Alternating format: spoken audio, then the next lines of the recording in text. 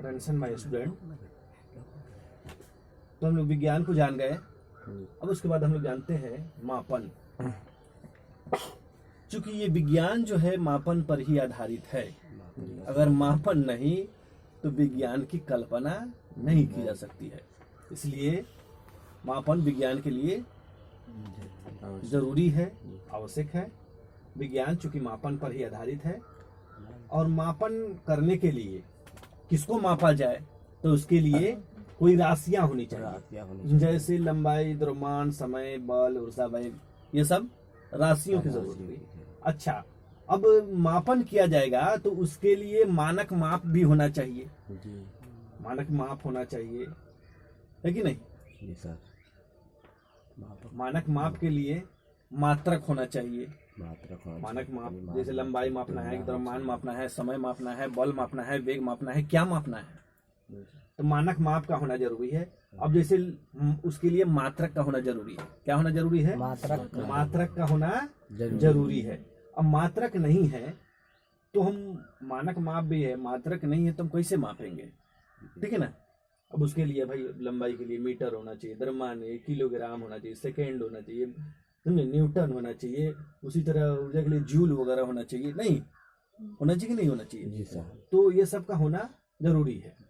तो मापन की जरूरत क्यों पड़ती है? मापन की जरूरत पड़ती है कि राशियों के बीच तुलना करने के लिए, राशियों के बीच तुलना करने के लिए, उसका कंपेरिजन करने के लिए, कंपेयर करने के लिए। कोई जैसे मान लेते हैं कि लंबाई है, नहीं मान लेते हैं कि ये स्टिक है, तो हमारे पास दो चीजें हैं, एक ये मार्कर है और ये कि स्टिक है।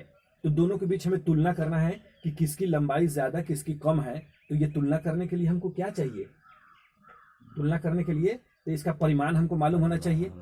परिमाण के लिए हमको क्या चाहिए? मानक माप का मालूम होना चाहिए। नहीं, मानक माप के लिए क्या चाहिए? मात्रक चाहिए। अब मात्रक के लिए क्या चाहिए? कोई संख्यांक चाहिए, ठीक है ना। जी सर।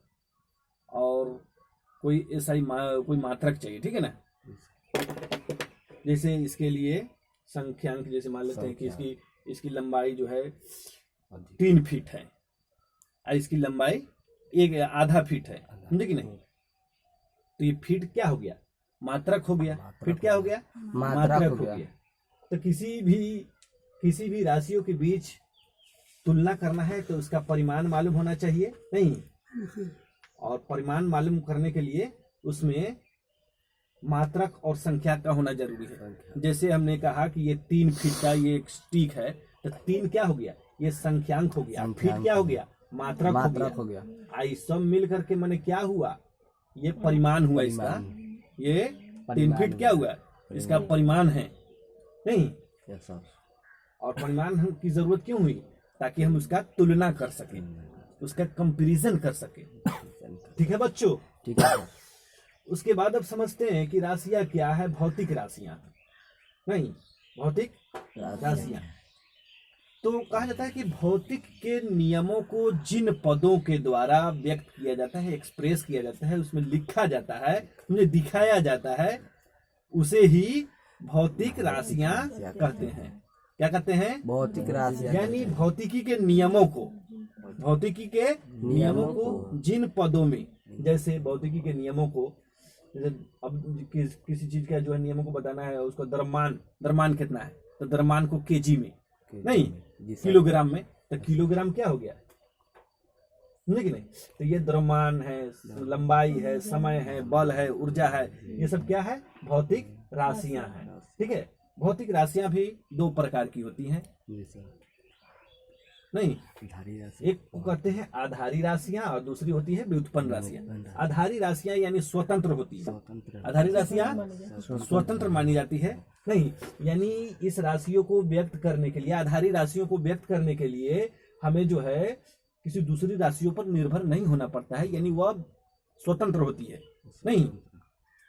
जबकि जो है व्युत्पन्न राशियां हैं, उसे व्यक्त करने के लिए आधारी राशियों पर, आधारी राशि के पदों में व्यक्त किया जाता है। जैसे क्षेत्रफल है, क्षेत्रफल जैसे लंबाई है, तो लंबाई को हम लिखते हैं मीटर में, मीटर, है ना, मीटर में लिखते हैं। लेकिन अगर क्षेत्रफल की बात आ जाए ना, क्षेत्रफल की बात आ जाए तो क्षेत्रफल को यानी एरिया, क्षेत्रफल की बात आ जाए तो एरिया को कथी में लिखते हैं, मीटर स्क्वायर लिखते हैं।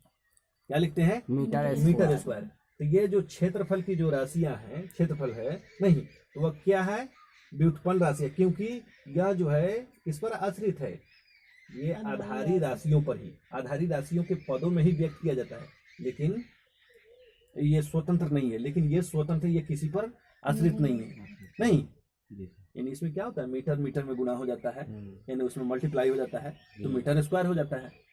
तो ये एरिया और लंबाई तो स्वतंत्र होती है। तो उसी तरह समझ गए होंगे कि आधारी राशियां और व्युत्पन्न राशियां किसे कहते हैं और दोनों में क्या अंतर है, दोनों में क्या समानताएं हैं।